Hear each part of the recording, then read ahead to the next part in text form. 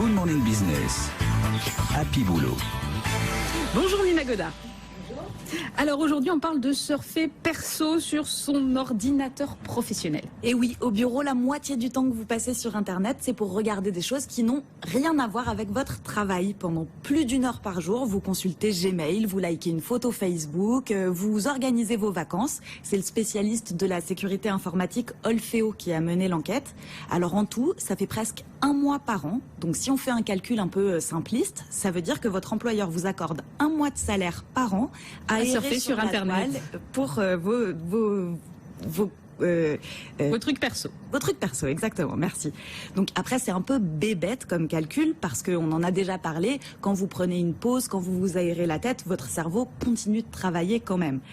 En tout cas, en France, surfer perso sur son ordinateur pro, ce n'est pas illégal, c'est toléré. Alors la CNIL émet quelques restrictions de bon sens. Évidemment, pas de porno au bureau, encore moins du contenu illégal. Ne vous avisez pas de télécharger le dernier Batman.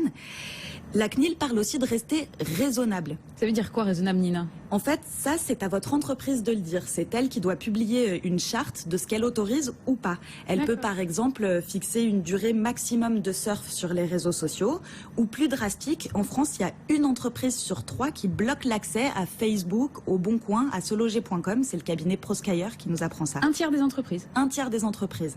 Si la vôtre ne vous interdit rien, sachez quand même qu'elle conserve votre historique de navigation. Ça veut dire que tous les sites sur lesquels vous allez, elle les connaît et elle les conserve dans ses données pendant 1 an. Est-ce qu'elle peut vous virer si vous tirez sur la corde? Alors, avoir la jurisprudence, il faut qu'il y ait un impact négatif sur votre travail. Concrètement, ça veut dire vous tweetez 4 fois par jour, ça va.